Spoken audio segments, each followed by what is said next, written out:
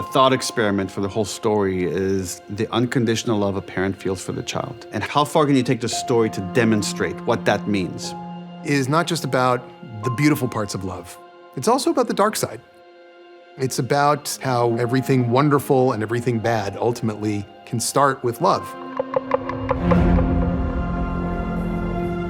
Set and action! It's me! Here we are at the end, and we go all the way to the very, very beginning of Ellie, which is her mother, Anna, played by Ashley Johnson, who is the true beginning of Ellie because Ashley played Ellie in the game. And Ashley is spectacular here. It sort of brings the story around to meeting Ellie for the first time and how she was first brought into this world. And there was a special level of it for me to play the mother of this character that I care so deeply about.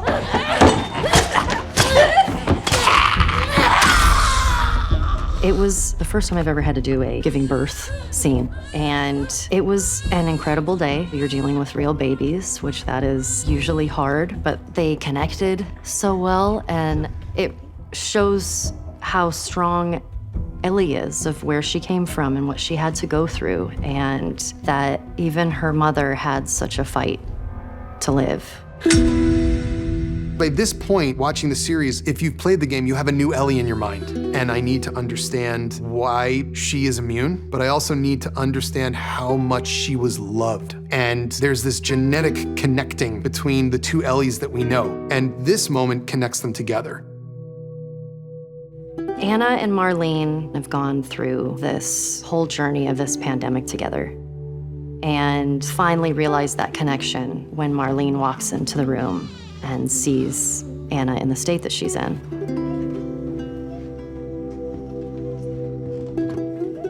I don't know if I can talk about this scene without crying. They're fictional characters, but I do think that a wonderful gift of the series is seeing these two best friends' final words to each other in those last moments of Anna's last breaths. Her name is Ellie. We know what that is when we cannot save the people that we love.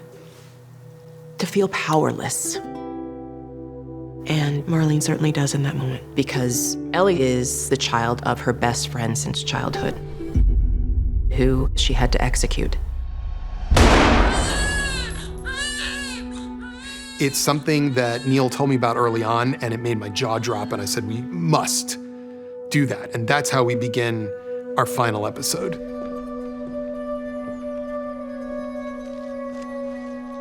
There's this moment, and we really just follow the game here very closely because it's so beautiful, where they encounter a giraffe. It's a joyful moment for Ellie and for Joel, seeing Ellie finally be a glimmer of who she used to be after the trauma that she faced. Everything that she'd experienced hasn't just gone away. It's just this moment of beauty. So precious, it's almost sad. But then from speaking to Craig, I realized it was just living the truth of it, which was, it was bittersweet, but still so, so beautiful. So fucking cool. There's just a moment of awe and wonder in this world still. And the beauty of it is such that we understand why the ice melts between them. He's still trying to keep her with him and saying, we don't have to keep going. We just take you back with me. And she's saying, no, we have to go out and finish it. We finished what we started. I get emotional just thinking about it because it's their closest moment where Joel finally tells her the true story about how he got his scar. And it was not because some guy shot at him, it's because he tried to kill himself and he missed. But he's glad he did. And she thinks she understands the lesson here, which is you'll get over this. He lost a daughter, he was crushed, he wanted to end his own life, he didn't. So time heals all wounds, I guess. It wasn't time that did it.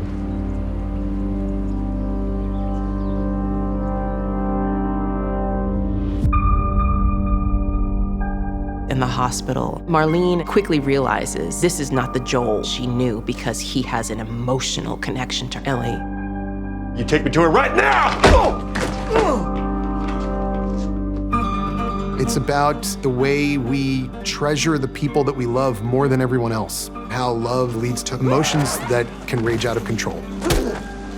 We've seen Joel kill. We've seen him lose loved ones. So how do you take that any further? What if it's between saving all of humanity or this one girl? It's the easiest choice he's ever made in his life.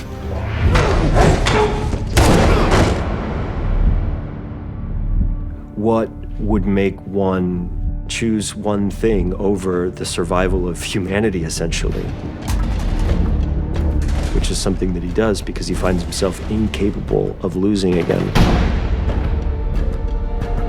I won't let you take her. Unhook her.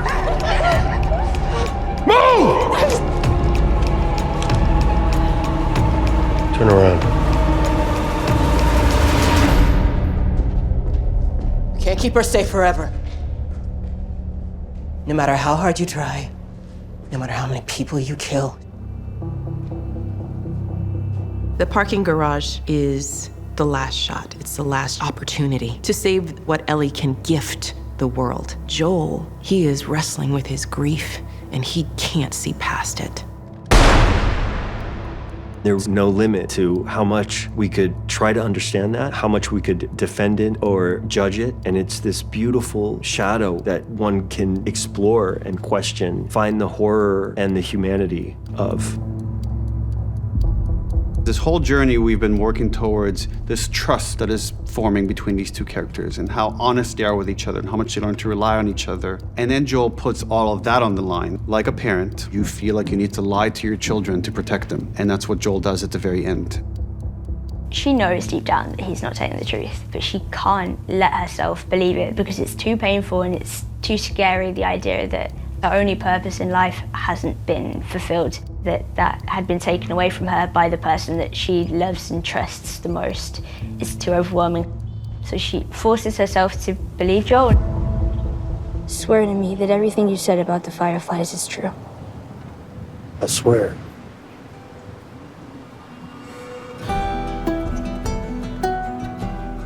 Time doesn't really heal anything. It just makes it fade.